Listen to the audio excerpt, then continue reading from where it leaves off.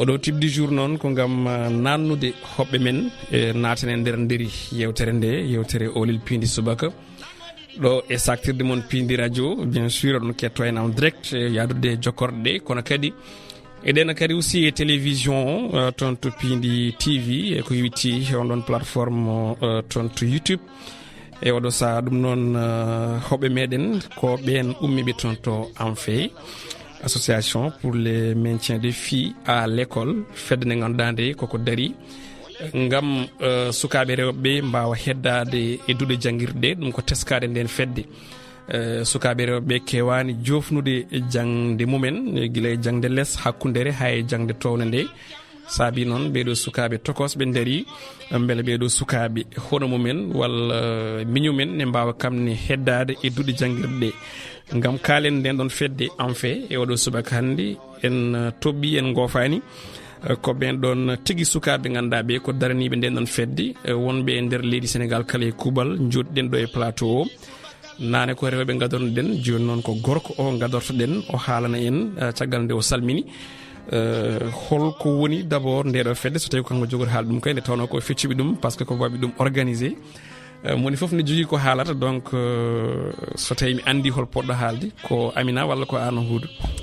e kam rokki kam paro ɗum wona probléme mais normalement ko faate Amfe min dokkuno min jogori rokkude konngol ko Aminata Diaw comme ça o haalani ko woni Amfe justement kanko Aminata Diaw kanko woni présidente Amfe toon to Agnam Thioday ko noon Agnam Thioday tawete koye falde Matam région de Matam e hoore muɗum koye Agnameji Djiya koye commune Agnameji Djiya donc Aminata assalamu aleykum wa aleykum salam ceerno Amadou a jarama mi salmini goɗɗo fof encore to kala keɗotoɗo mi ɗo hen mi salmini wa Piindi TV aussi bon Amadou Amfe ko association pour le maintien des filles à l'école holno kalɗa joni rek min kaɓanto pour ko ha sukaɓe rewɓe keddo e nder école aji he par ce que min jii sukaɓe rewɓe ɓe jogo probléme aji feewi pour continuer jangde mumen ha keeɓi daña ha daña bag walla ha daña ko jiiɗi hen ko jiiɗi ho e nder jangde he ko ɗum ɗon en quelque sorte bisimilla vas-y allez donc Amfe nak ardi ko mi haalanmo ɗon création Amfe no Amfe ardi ko holɓen pewni ɗum e ko holɗum tagui ene fewna ko fedde noon ko sukaɓe rewɓe ko groupe sukaɓe rewɓe pewni Amfe en 2010 sukaɓe nak ko sahane mbaɗata classe seconde ɓe mbaɗe classe seconde he ɗon sehil mabɓe goto moɓe jadanno eɗen mbawi wiide ko pornoɗo jinnode jangde wonno hokka mariage sehil ba noon hokka hen mariage nde jangde muɗum boniri hen eyyi oɗon saaha nak kamɓe ɗum ɗon kamɓe sukaɓe rewɓe ɓe muusiɓe ko gonduno affaire o no yaari ni no jiiri suudu debbo no yiɗirno jangde muɗum ni hokka hen mariage jangde muɗum boni muusiɓe e oɗo kam sukaɓe rewɓe wonde on dokkaɗo dewgal o non walla e gardigol madame Woppa Diallo gonɗo hande mawɗo Amfe o e gardigol muɗum ɓe mbaɗi jungo e fandu ɓe ƴettu initiative wiide eɓe kaɓano ɗiɗo eɓe kaɓano kala caɗele mo rewɓe mbawi dañde ko oɗon muusal hokkiɓe hakkille haɓanade ɗum ɗo saabu eɓe gandi soɓe kaɓanahi ɗum ɗo janggo e jaam en wawi addande probléme aji goɗɗi kamɓe rewɓe sukaɓe rewɓe janggoɓe ɓe soɓe kaɓanahi ɗum ɗon no oɗon no sehil mabɓe waɗa mariage o no hokkira mariage ha jangde muɗum boniri ni kamɓene goto foof mabɓe en wawi hokkirede noon mariage affaire o jangde muɗum bone hen wonta noon probléme aji goɗɗi gar hen nde harde fuɗɗinde holno ɓesguli Agnam jaɓɓori nden ɗon fedde witende Amfe Amfe ari ko 2010 ko mbinom hon rek nde Amfe ari nde sukaɓe ɓe darima hen no fewi par ce que mbaɗa wawi wide ko sukaɓe rewɓe ɓe dari hen no fewi par ce que noɓe jiiri sehil mabɓe o no hokkira mariage ni ɗum ɗon mettiɓe muusiɓe noon kamɓe fof ɓe dañani hen ko weeliɓe ɗum noon tagi ɓe jaggi ɓe dari ɓe mbi il faut ɓe kaɓano ɗum ɗo henna il faut ɓe kaɓano hakkeji rewɓe e wonde fodde debbo droit devoir e fodde rewɓe ɓe il faut ɓe kaɓano ɗum ɗo hakke e foddeji rewɓe en quelque sorte ko ɗum noon c'est ça donc est ce que nde ɓe darni fedde nde ɓe dañani hen caɗele vis-à-vis enen no gandirɗen koye men ni to men to wiyede wonde est ce que wiyaka ɓeeɗo ko bonɓe needi walla pourquoi ko cukalon tokosonde mbiyene daro pour woto sukaɓeɓe ndese law e nder Fouta est ce que jibinano caɗele Amadou Moussa huuɗade parce que sa ƴeewi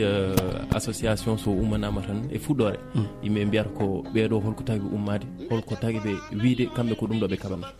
tene jinnaɓe wonɓe Matam ko ɓuuri hen hewde ko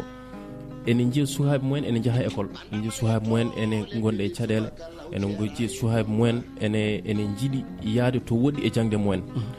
kono sa ƴeewi am fe guila darna ha joni ko dañi ko appui et soutien jinnaɓe wonɓe Matam guiley tan woni campagne uji kewɗi ɗi ganduɗa mbaɗama ko population hoore muɗum jinnaɓe kamɓe gardoto kamɓe mbiyata so darima minen min jadade moɗon min gonta ɗo hen emin mbiya on ala ko mbaton ko fewani par ce que kala ko gummin ɗon ko minen tahi oɗon mbaɗa ɗum ko sukaɓe amen tahi oɗon mbaɗa ɗum waɗi noon hayso waɗi no caɗele kadi avant ko peut être par rapport e manque de fonds woni ko way noon par ce que sa ƴeewi am fe ko ɓuuri hen hewde ko fonds propre tan waɗata marché kono population hoore muɗum kamɓe foof gadi wonde soutien moral surtout e ko tahi am fe ummade tigi e ko saabi ɗum ne kadi pour ɓeydude tan juste ko namdiɗa e Amina ho ɓeɗon sukaɓe rewɓe hannde sa ƴeewi koɓe kaɓnata ko ha hande koye ɗum ɗon am fe woni jokkidde ko ɗum am fe woni wadde koye gon felo am fe jokki yaɓɓude dal ha hande haydara changeant so taw ne kadi ko faari communication ko way noon ɓe ɓeyditi hen goɗɗum ko gandanɗa ene ardira ene jafoɗari ene wallita la population pour kamene kadi ɓe gara ɓe pour mbawa famde surtout e nden haare wonade exactement justement kanko Huuɗo Diong kanko jogui kalko fate banggue communication ndeɗo fedde witende en fait an ka gorko e fedde nde mboɗo andi hono ma en ne gas tawi ne keewi hen kono ko rewɓe ɓuuri hen hewde holko wonma motivé an yaade tawto en ndenɗon fedde witende en fait sa ƴeewi ko hunde wiyetede bénévolat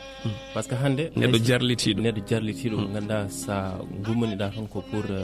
ɓamtare communauté wallude sukaɓe exactement par ce que hande min hay so taw komi gorko ne kadi ko gandanɗa ene waɗi concerné sukaɓe rewɓe ko min ne kadi waɗi concerné directement par ce que wona tan ko mbaɗa jooɗa mi yala komi gorko kamɓe ko heɓata ke min haajam ala hen somi naati hen ha mi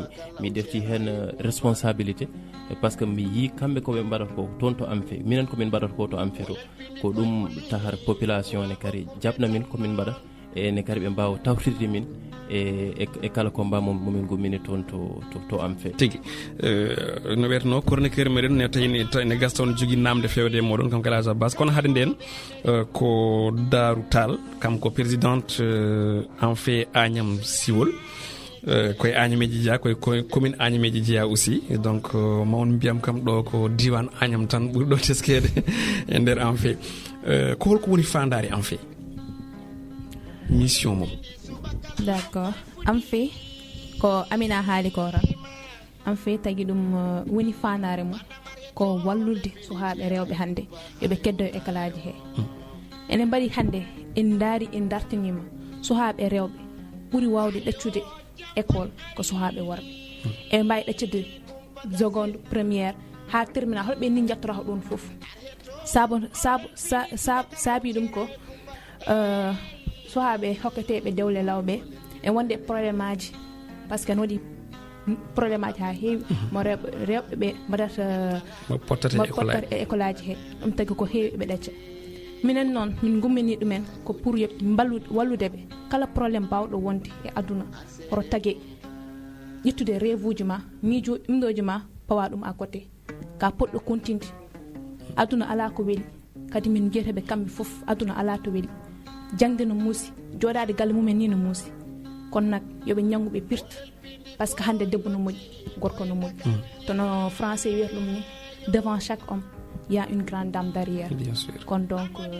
ɗum tan tagi am ummade pour wallude suhaaɓe ɓe hannde yoɓe continue janngude mumen yoɓe continue haɓe daña komin jiide école aji he. So tawi hannde an fe a jagganno walla an fe dañanno ko yiɗi ko holɗum woni yidde maɓɓe tan on objectif final ko holɗum, c'est à dire holkoɓe paadi e oɗo combat hannde? Oɗo combat de sona min mbaɗa réussir hannde woni duwana amen hannde Fouta woni kala part parce que an fe kadi wona an fe Agnam tan wona an fe Matam tan ko an fe Sénégal. min jiiɗi ko hannde kala sénégalais kala ɓiɗɗo debbo jogoo droit nadde école janga ha heɓa liggey mum ha wawa wadde gérer vie makko e ménage makko en même temps tagi fof ene liggoo ɗum tan min jiiɗi hannde oɗo sahani ko ɗum woni fanade amen e nde ɗo fedde hannde. Tigi Elage d' abord ko salmindeɓe e kadi weltanade aussi initiative o ko initiative moƴƴo mais enen namdal men woni ko hakkude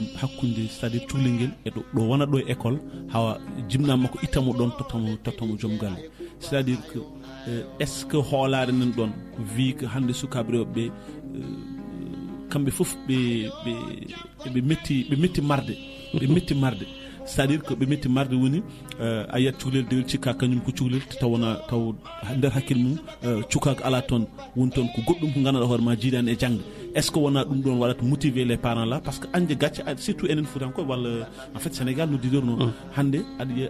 huuli yiide ɓinguel ma ene waɗa engrossé so tawi jafɗon kam e konngol ngol walla ina bonna en quelque sorte alors de préférence guitta ɗum totta ɗum joom galle est ce que asikani ko ɗum ɗon woni. Merci Elas kon ngal namdal jimi jaabo ɗum ko huutu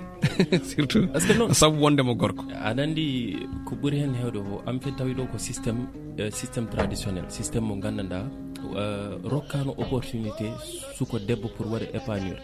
aɗa andi hannde sa ƴeewi sa waɗi considére suko debbo ene yaare duuɓi sappo e joyi duuɓi sappo e jeegom mbiya min de mi wawa marde ɓiyam accumi rokkiramo mariage sa mijirima noon a waɗat freiné ko wiyete élan cukalel ngel a rokkatamo opportunité pour kanko o waɗa ko yiɗi wadde ɗum waɗi noon an fe ko ɓuuri hen hewde e mission muɗum e combat muɗum ko wadde promouvoir ko wallidde sukaɓe rewɓe ha potentiel gonɗo e mabɓe ha opportunité mo ɓe mbawi dañde jokkide jangde mabɓe ɓe jaaha ha joofa ha kammene kadi ɓe mbawa firtude ɓe gonna hunde e nder Sénégal. ɗum waɗi noon so on systéme mo ganduɗa ko ɗo wonno woni systéme traditionnel o hannde rokkano opportunité sukaɓe rewɓe pour ɓe mbaɗa expérience ɓe kollira kamɓe holkoɓe goni walla holkoɓe mbawi wontude janggo e jaam. waɗi noon an fe noon so darima ko way noon fanare muɗum ko wallide tan sukaɓe rewɓe ha goto foof mono kala wawa yarude yesso ha jokkira jangde muɗum e dow jaam. Amina e dow on ɗon question mo namdi sa faami wonde est ce que wona kulhuli jinnaɓe en jogui woto sukaɓe mumen bonde entre guillemets sabotoɓe dokka ɓe dewle law holko jaboɗa e ɗum? par wawi wiide ko namdal bangal importance mais sa ƴeewi ɗo joni minen am fe e tonto Agnam emin mbaɗa hen min ƴetta hen sahaji min mbaɗa hen ñallanduji min mbaɗa sensibiliser sukaɓe rewɓe min pindinaɓe hen min kalnaɓe min mbiyaɓe gande de ko ni poɗɗon yarude ko ni poɗɗuɗon yarude e aussi kadi parent ji kamin hen sahaji min mbaɗa hen ñallandaji min nodda kala ko woni parent min nodda docteur uji ɗi min nodda hen hay imamuji ɗi hay chef de village uji min noddaɓe kamɓe foof ɓe gaara ɓe jooɗo min mbadde mabɓe min kaldanaɓe ko holɗum rewɓeɓe tawi ko sukaɓe rewɓe min pindinaɓe ko woni importance jangde soɓe jangi ha ɓe dañi bac holko ɓe mbawi waɗande paraji mabɓe holko ɓe mbawi hen dañde ɗum noon tawi emin mbaɗaɓe sensibilisé aussi kadi yoɓe jaggu koye mabɓe yoɓe moftu koye mabɓe par ce que enen Fuutankoɓe ko ɗum ɗon ganduɗen mais côté éducation hay sin am fe wonko waɗata hen mais ɗum noon ba sikki ko parent ɗi poti jaggidde wallidde amen hen parent an jibini ɓiye ko an haalantam ko foti wadde ko an jaggatamo mbaɗama sensibilisé kalnama pindinamo gandinama ɗum de sa waɗi ɗum ne bonna avenir ma en quelque sorte. Merci. Bon, en fait, en paami quand même ko rôle mo ganduɗa hoore ma ko ɗum partagé jimnaɓe en poti hen wadde tigui rigui ɗum ɗumen mais kam ɓuuri kam en welde tan ko mbiɗa ko onon mbaɗa sensibilisé sukaɓeɓe ɗum ɗon par ce que aɗan cuhlel sa enen haalpulaar enen jogui terme uji konngui sen kaali ɗum tan koko ene famni enen kewi wiide e wonde enen kewi cuklel fijat ke lewlowal taw anda do jamma yarate parce que cuklel andi tan ko odo instant bu wono o mon ƴeewo nangue o sikkat kanko tan goto wodi o sikkat kanko tan kewi surtout on sukaɓe reɓe amin jogui ceernaji goto o yiyata ko sukaɓe reɓe hen goto so ɓornima pantalon mum way kono wajere ƴamade parce que tellement cippi o kadi les jeunes garçons là fedda men walla fedde sukaɓe rese ɓe kañumen so jii ɗum ɗon tan mbaɗa attaqué alors que on ɗon danger gonɗo ɗon ɗum ɗon en jaa e tahat ko jimnaɓe ɓe par ce que neɗɗo ene hoƴƴe ɓiyum yiiɗa yiide ɓiyum ene bono sindo ko sago mum taw wiyata ko ɓiyum ene waɗa réussir e échange ɗi foof mais ko ɗum caɗele mais quand même vraiment min kam ko je remercie vraiment initiative o ene moƴƴi ko tinna tan e ɓeydude darde no fewi quoi Daro ko ɗum ɓeydata e on ɗon question presque Amina wi fof ko ɗum tan ummini amen kadi min hande chaque fois mi natani nder classe uji primaire sohaɓe to hosɓe ha e mawɓe mi yewtude mabɓe sohaɓe hay koɓe cuusa haalande yumiraɓe mabɓe eɓe kalnami ɗum te min ko des secret mo ganduɗa min hande mbaɗa wawi wallidde ɓe hen mbaɗa wawi haaldude hiérarchie ji amen woppa en rayhan en ɓe balla amen hen kono donc mbaɗa sensibiliser surtout sohaɓe min kam exactement comme sihila mabɓe mi haaldade mabɓe mi yewtidere mabɓe waɗa ɓe sensibiliser andinde ɓe carrément ɗum ɗo moƴƴani te ko ɗum tagi amen ummade c'est vrai emin kaɓano pour yoɓe kodde école aji mais kadi emin kaɓano pour yoɓe nanggo koye mabɓe ha no yonti foof ko ɗum tagi amen kono noon pour accuɗon pofɗon seeɗa rubrique men OLEL mbedda mo kewɗen wadde kala saaha OLEL mbedda e nder nde yewtere ene heewi nayorade e wonɗon koɗo mo bismiɗen hande noon ko hoɓɓe bismiɗen ko en fait association pour le maintien des filles à l'école sukaɓe rewɓe ganduɗa ɓe ko fedde darinde gam wallude sukaɓeɓe ha keddo e jangde nde koye ndin mbaadi Elhadj Bassar telli e booli wuuro lamorko ngo Dakar ha ni e partout e Sénégal yitude ɓen rewɓe ɓe ganduɗa ɓe ko rewɓe dañoɓe caɗele jangde mumen ɓe hen ko jangde less ɓe hen ko hakkudere ɓe hen ko jangde towde ma en paam holko ɓe mbi ko saabi ɓen rewɓe ina gacca ko yowiti ko e jangde kettoɗen garten e commentaire.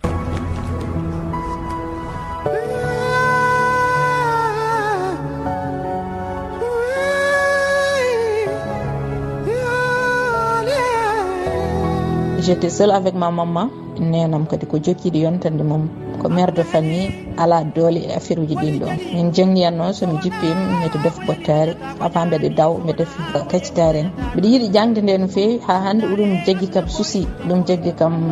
ɓerde ha ɓurti taw ko gonga kaldeten donc ko ɗum waɗi jangdam yahani ko à cause de moyen waɗi ɗum par ce que jour goto mi wonno e classe mbeɗa waɗa examen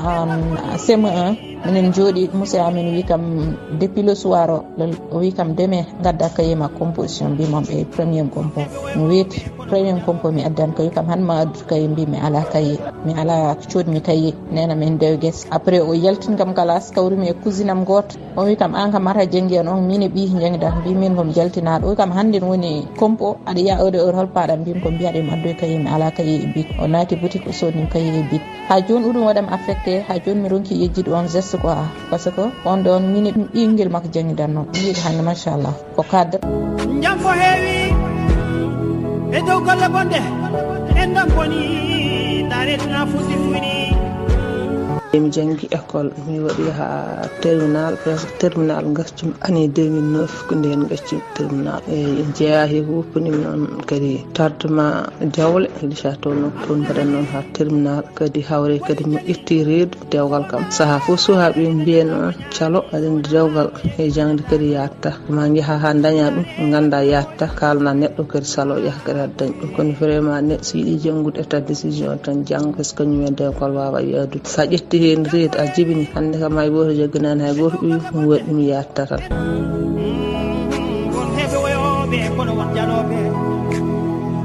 eyyi min noon ko saabi gaccumi école on saaha mi wondani nenam mi wondani bawam ko min e mamam gonduno mamam debbo e so tawi mi yeehi noon mi fiyama toon walla goɗɗum somi arti ko wiyata ko so weeti mi ruttitako ko ɗum tan rewi ha gaccumi kono wona pour probléme mbiɗa jogui probléme moyen walla goɗɗum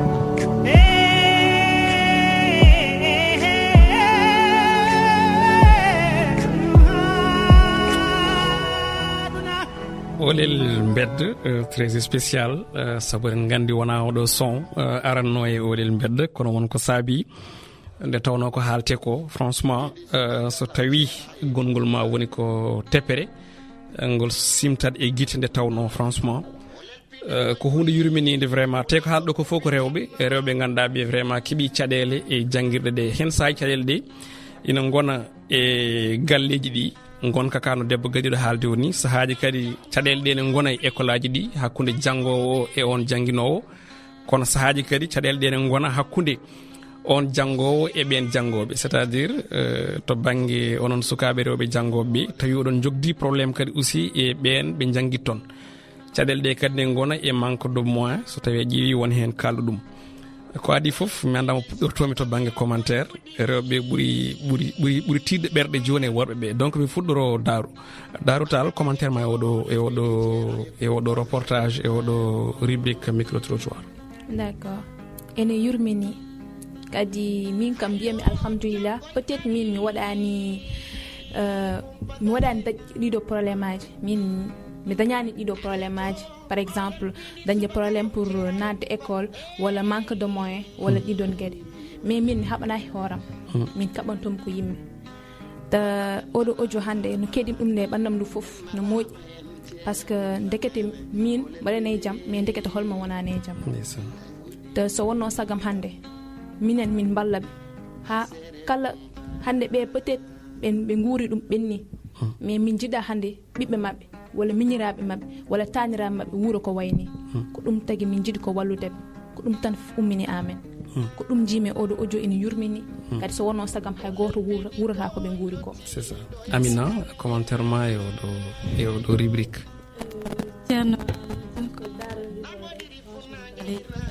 Juste en attendant micro mo ne waɗi souci technicien ɗi ma ƴeew hen gollade haade nden mbiyen huuɗo kañumne commentaire mum e on ɗon fannu e on saaha technicien ɗi balla men micro Amina o allez-y. ayi sa ƴeewi Amadou Moussa woni situation ngaji mbaɗi ni sa heeɗima ɗum ko waɗa fanduma hen maayo mais ɓerde ma e hoore muɗum wawi bonde hen par ce que ene wone fanare am fe habde ha ɗiɗo situation ngaji giwa définitivement e nder Sénégal par ce que sa ƴeewi ko fotino cellule aji 15 e nder Matam am fe ene yaaha ɗe cellule aji ɗi foof pour wallide sukaɓe ko keɗiɗen e oɗo audio ko yimɓe mbasa rewde ko wayni hen walla yimɓe mbasa wurde situation ko batni hen ene yurmini en so Allah so yimɓe gandi won yaaruɓe woni situation ngaji alani ande poti ko tawtirde am fe e mission muɗum poti tawtirde am fe e fanare muɗum par ce que wonde suka debbo gara ha terminal dokkeɗa mariage walla jaara e duuɓi 16 dokkeɗa mariage ƴefta hen reedu ɗum waɗat bonnat carrière ma bonnat jangde ma ha an a wawata yaade hay dokku to ɓeɗo gonata cadre uji to ɓeɗo gonata responsable uji ne foof mono kala e sukaɓe rewɓe ene jogui dande muɗum ene jogui fanare muɗum ne kadi e jinnaɓe muɗum wadde so yimɓe keɗima ko wayni tan andu ɓerɗe foof kewat ene muusi en mettina. Amina dutɗene makko mbiɗa sikki micro makko moƴƴi bisimilla Amina. ceerno Amadou mba sikki ceerno Huude e Daaro kaali fof franchement ko wayni hen sa nani ɗum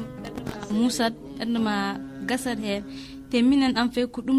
noon tagui min gummi ko ɗum ɗo tagui min daari sa ƴeewi ko fuɗɗorde en fait mbimami ko sehilmaɓe goto hokkano mariage jangde muɗum boni hen ha ɗum ɗon tagui kamɓen oɗon muusal tagui ƴettude oɗon dañde oɗon hakkille haɓanade caɗele komo rewɓe dañata ɗiɗo ko nanmi oɗo jobbi joni wiyegge garmi classe terminal joni kokkami hen dewgal jangdam boni hen ɗum noon foof ko caɗele mo rewɓe dañata e nder ɗo e Sénégal e ko ɗum noon tagui minen en fait min gummina pour min kaɓano ɗiɗon affaire aji ɗeɗo caɗele mo rewɓe dañata mbeɗa ne yalta école aji ɗi ha laaɓa e voilà ko ɗum noon il faut ɗum ɗo gasa hankanti debbo il faut ko rewɓe ɓe natta dañde woni hen caɗele ko faari e jangdeji mumen ko faari aussi manque de moyen ɗiɗon affaire aji foof ɗum noon foof kadi ene jeeya e ko bonnanta rewɓe foof jangde ko bonnanta rewɓe jangde mum walla sukaɓe hewɓe sa ko bonnanta ɗumen jangdeji mumen. C'est ça. Haɗa marde élage o wona préparde pour haalde hen tan ko yewti e rubrique oɗo mboɗo andi mboɗo jogui namdal keeringal fewde e maɗa ɓeɓe namdiɗa merci d' abord ne jopiɗaɓe goɗɗo ko Salamata Amour Dia jopini en ɗum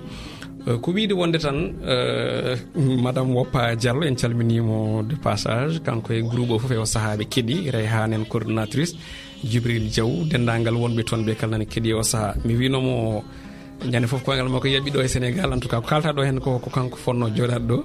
wonde ndeɓe mbaɗirni créé et puis on ɗon émotion nden fandare caɗele ɗe ñande foof o foyi ɗo koyngal makko e terre sénégalaise inchallahu rabbi mbiɗa sikki guila aéroport Piindi wattamo interpellé waɗamo interrogé surtout ko adi komo yetto galle makko ɗum noon en calminimo kamɓe kala o sahaɓe keeɗi nde tawno Piindi ko partout e nder windere nde Elhadj Abbas ɓeɓe namdiɗa no mbirnumami ni ko heewi e konngudi mabɓe en mbaɗani ɗum ɗo nde tawno eɗen gandi seɗen pawi ɗo ne wawi wonto goɗɗum wonno won ko haalte tan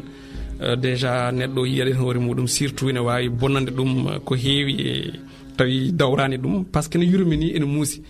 ɓeɓe namdiɗa exactement an jogdode mabɓe contact direct ɓe holno ɗum waye mabɓe surtout. Bon en fait ko adi fof d'abord ko mo idi mi namda do woni Banasi walla Aissata Sy kanko o holliti ko idi hollidi fof e nder ɓernde makko ko sindu wonano min ni ina wawi taw o jaɓata mais tellement o jaɓi wadde partagé ko wuuri ko ko pour yidde wiide janggo neɗɗo yo rento ɗum ɗon eyyi donc au finish ganden tan vraiment quand même en yurmi en muusi te jomum ha hande ina jokki yiddi vraiment jangde ɗum waɗi sa ƴeewi wonɗo wiyanno ni kanko so Allah walam ɗo jaaɓi sukaɓe makkam mo haaɓe kaddi gurdam makko quand même vraiment mbasa rewde ɗo rewi ɗo par ce que c'est no muusi ha ko ɗon wawi haade bon deuxième o woni Kadiat Gueye on aussi vraiment ko no yurmini ha ɓurti par ce que o ari ko en classe de terminal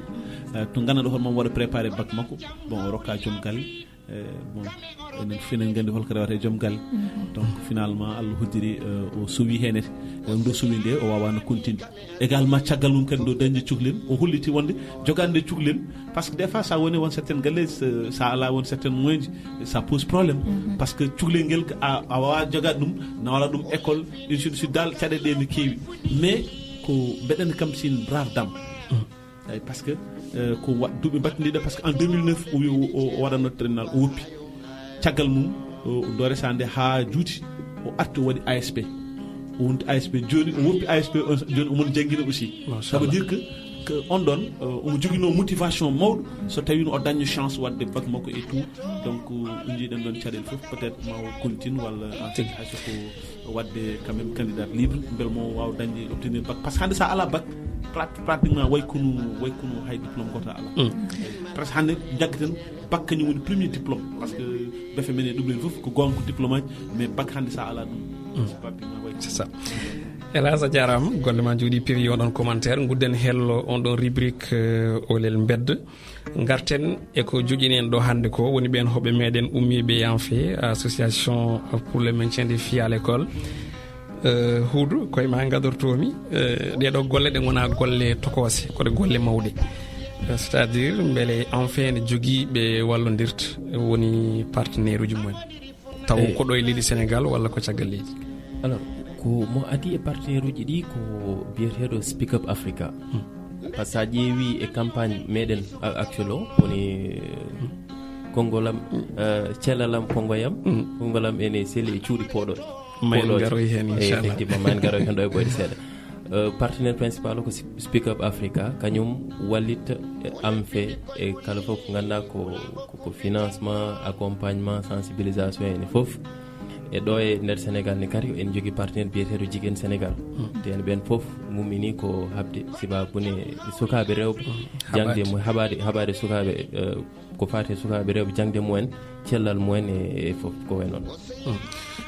en fait daaru wona daarude wona daaru ko daarotal wona tan haɓanade sukaɓeɓe yo janggu walla yo keddoydude ɗe en fait aussi ina ummini cellal ɓen ɗon sukaɓe rewɓe ɗum ne beela ɗo wawi famminde en exactement holko saabi en fait nawiri on ɗon banggue par ce que hande min ko rewɓe min kaali kadi rewɓe enen gandi hande rewɓe oɗo sahani ɓe cuhli wallede e battal jangde gonga mais battal santé aussi par ce que hande minen rewɓe ɓe emin cuhli chaque hande emin cohli serviette hygiénique sohaɓe ne cohli waɗede sensibiliser holno mbaɗirta ɗum sohaɓe hande ne cohli haalnede sa waɗama ɗim walla sa wiyama ɗum holko poɗɗa wadde holko poɗɗa waɗirde ta hande am fe ɗum tagui ɗum ummade pour wallude hande sohaɓe rewɓe pour mbawa jogade voix mbawa haalde hande holɗin circonstance uji moɓe guurat ma rewɓe mbawa ɗum haalde public mais mbawi haalande ɗum am fe ha wawa wallude sensibiliser e matière santé e kala battal parti noon violence kala mbawa wonde violence wonde aduna violence verbale psychologique fof physique fof kay kala violence pour wadde sensibiliser e on ɗon côté kadi en matière de cellal mumen e rafiiji mo rewɓe cancer en ɗiɗon fof pour wadde ɓe sensibiliser e ɗiɗon ɗumɗoji ɗum tagui amen ummade pour ɓe mbawa rentade holɗin rafiiji ɓe mbawa wadde muccu e oɗo aduna ɓe mbawa dadde surtout e ɗen ɗon gueɗe Amina holko ɓeyta hen e ko wiyetengal namdal darde am fe to banggue cellal sukaɓe rewɓe merci ceerno Amadou sa ƴeewi hande toon to leydi meɗen Fouta cellal debbo kañum e hoore muɗum ina waɗi sujet tabou yimmiraɓe mbaɗa wawi wide parent ji ɗi jogdayi e ɓiɓe mumen oɗon complicité kaldata won hen affaire aji kaldata ɗum e suhaɓe mumen par ce que eɗen yimmiraɓe e jogdi gacce e suhaɓe mumen ɗum dikkunak ɗum noon tagi am fe aussi watti ɗum hakkille ko wayi noon jaafoɗa jiɗɗa haal ɗo koto banggue saaha fiilayru woni nde sukaɓe rewɓe jalti juulu elle jinnaɓeɓe ɓattata koɓe kalnaɓe no potni waɗirde sababu hunde gacce hakkude ɓiɗɗo e jinnaɓe eyo ko ɗum noon par ce que yiyama sukaɓe hewɓe en dañi mandano mbawmi haalde ɗum en daña infection vaginale en daña infection ngaji vaginale probléme aji ko faare e cellal ɓalli mumen ɗum noon foof sa yii par ce que yimmiraɓe ɓatta e suha mumen kaldata e mabɓe no poti waɗirde soɓe jalti fiilir noɓe poti waɗirde no poti yaarude e nder ɗum ɗo ha cellal ha ɓe mbasa dañde hen probléme aji ko ɗum noon dikku am fe nak kañum ene darini hen sahaji wona hen sahaji à chaque fois en mbaɗa causerie ji toon to Agnam min gadda suwaɓe min kalnaɓe no poɗɗon wadde ko son jerti e fiilidu ko holnoon poɗɗon yaaru pour mbason dañde infection vaginale comci moɗon ko kala ko fahre cellal moɗon banggue cellal laaɓal taaridi voilà woni environnement on ɗon merci beaucoup a jarama Amina ɗum ne kadi aussi ko haala e nder haala en fait Sénégal ko haali hoore mum est ce que ko ɗum fedde heptinade hannde to banggue laamu leydi Sénégal walla ko fedde wonde ha joni dogde caggal hebde on ɗon papier huuɗogal namdal ko an jeeyi ɗum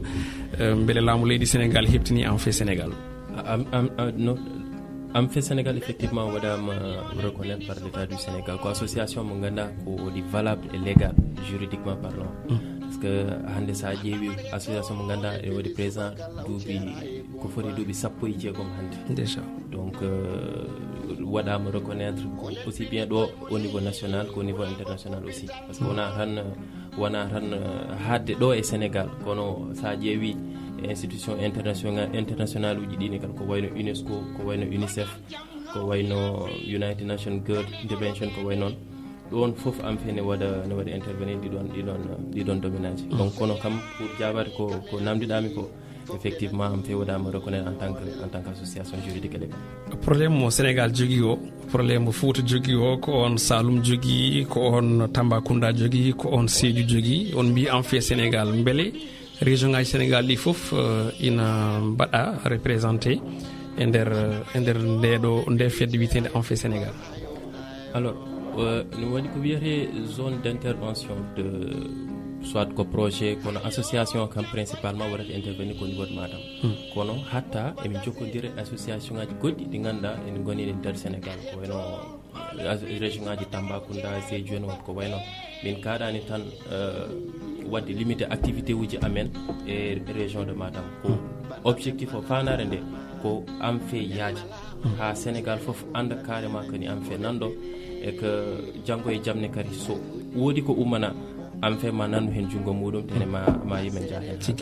rewɓe jaafo ko heddi koye mintaji ɗi alay saago mbatten consacré koye joguiɗo communication o paɗen koye ñalawma moɗon guinnir ɗum ñalawma formation mataw e fannuji goɗɗi tawi inde campagne on ɗon mbiɗon ɗum ko ma santé ma voix ma décision. On ɗon programme ne sifaji muɗum no mbayi e holde gueɗɗe mbaɗata e holde jogori waɗede aussi. Campagne min mbaɗi ɗum lancé officiellement sappo e ko nduɗo lewru nde gonɗen 11 novembre oɗo ɓennuɗo tene fanare nde ko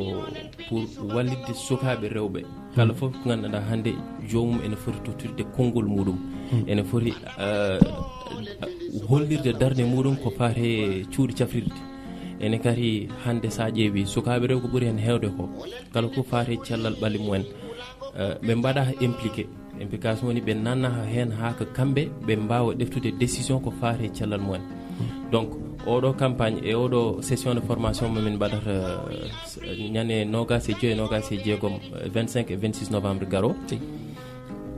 formation haalata ko kala fof ganduɗa ene fate violence wayno harcèlement ko wayno fitinaji pawateɗe e rewɓe dal fitinaji kala fannu no Amina e Daaru mbi joni Daaru joni noon tade on zone du côté de Matam normalement ko ɓuuri hen hewde ko yimɓe kewani ko kalata walla kewani ko jaltata ene mbaɗa dénoncé ko fay noon tene so jomum kadi woni victime ene ko ɓuuri hen hewde ko hewani haalde kañum ko wuuri par ce que sa ƴeewi ɓuuri hen hewde ko kewi tan ko jooɗade mbiya ko ala bon dara mbaɗen arrangement mbaɗen masla ha hunde nde wasa ummade par ce que jomum so woni victime ne kadi ene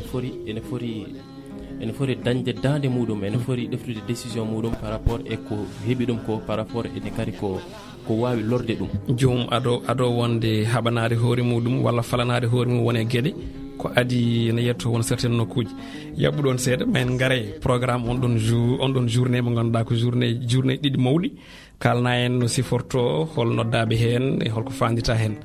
no foti en fait waɗi laaɓi ñalɗi baɗi ni Amina. mbaɗa wawi wiide ko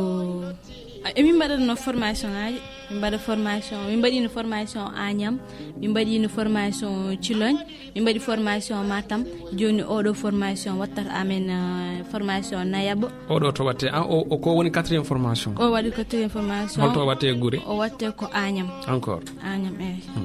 o watte Agnam après ba sikki kadi min jogui formation gaɗɗo gariyow battere Agnam aussi par ce que sa faami Agnam woni 16 en fait ok ko ɗum noon tagi d'accord donc to 16 woni ɗo ko ɗon gonton hélas sa jogui namdal fewde e Daaru min namdalam ko Jinguere parce que min nanani ko kala Podor et moi min komi Podor naji ne hayni ko batton ko ɗo ko gollal paydin ngal fonno ko huftidinde Sénégal foof déjà on e nder Matam tan gillanani ko ɗum tan nani est ce que vous avez un programme mo ganduɗa hoorema taw ko Podor ne jeeye hen par ce que Podor aussi ne foti hen jeeyede Podor aussi ne waɗi sukaɓe rewɓe aussi Daaru ale d'accord pour l'instant min galato programme mais ene sirimi minen ala ko woni farandamen sona en fait wona Sénégal ta hande saɗa wawi hande jokkodirde amen e sukaɓe wonɓe Podor emin mbawi ummade guila Agnam min gara ha Podor min pewnanaɓe cellule aji min kalde mbaɗaɓe sensibilisé min kaldaɓe kadi holko en fait ummini kadi min ballodira e mabɓe ɗum tagui amin ummade kala tomin mbawi dañde sukaɓe mo ganduɗa waɗɓe parɓe pour arde wadde amin accueillir min gara hedde mumen emin jogui fandade ummade guila Agnam walla kala to min woni e Sénégal min gara hayto mum min mbaɗanaɓe cellule ɓe mbawa dañde président e ko rewi hen coordinatrice amin wawa haaldude mabɓe haalandeɓe holko woni fandade am fe e kala ko woni am fe so neɗɗo yiiɗi jokkodirde e moon holto rewata so yiiɗi jokkodirde e amen ene wawi ƴettude numéro Woppa Diallo walla Rayhana woni coordinatrice kadi minen e koyamen kala présidente mo gonɗo e cellule he hande sa ƴetti numéro mum aɗa wawi haaldude e mum walluma ha mbawa nadde e fedde nde walluma ha wuuro mo gonɗa ngo wawa dañde cellule wiyetede en fait ok pour commentaire en direct tan ko Rayhana coordinatrice wi min jogui mi sikki Ndioum e to Galoya jogui en fait Ndioum e Galoya joni waɗi commentaire e groupe o Rayhana coordinatrice donc mataw mayn ɓuur laɓɓinande no hannirta ni en tout cas no way waade foof koko udditi donc en tout cas en fait ne jogui mbiɗa sikki cellule aji de communication ɓaɗeɗen jodde joguiɗo communication joni paɗen koye ñalawma ko 2 minutes heddi pour gudden entretien o Huuɗo ñalawma o ñalɗi holno programme o siforto Alors, programme ça ƴeewi min puɗorto d'abord ko mot de bienvenue autorité uji gonɗi toon ɗi déjà tene principaux bénéficiaire uji ɗi ko wayno bajjeno go hen wonɓe toon ɓe personnel de santé force de sécurité en e kala entité mo gandanɗa ene dilla e ko fate cellal sukaɓe rewɓe donc ñande le 25 so Allah jaaɓi ko session de formation watte sur la prise en charge des victimes de VBG donc kala neɗɗo mo gandanɗa a heeɓi wonde victime VBG ma yimɓe kollir holno jomum watte accueillir holno jomum jaɓirte holno jomum wallirte ha ne kadi wawa yiide hoore muɗum waɗa réclamer place muɗum par rapport e ko jogui ko heeɓi ɗum ko ñande sappo e jeegom ne kadi ko presque même procédé o tan objectif fanare nde ko tan wadde sensibiliser andinde yimɓe ko am fe nanɗo hene kala ko ganduɗa hande ene fate violence yimɓe mbawa habde ha ɗum wasa wadde définitivement e nder diwano Matam e ko diwi Matam partout e Sénégal ko noon on jarama to banggue télévision ko ɗo min kadre mone ko yewti e nde yewtere OLEL Piindi subaka no mbirɗen ni nani to banggue télévision eɗen toon jokki ɗum noon en jetti haralleɓe télévision ɓe Djiby Dieng to caméra montage Ali Fall kamɓe kala ɓe jarama joni noon en jokkat to banggue radio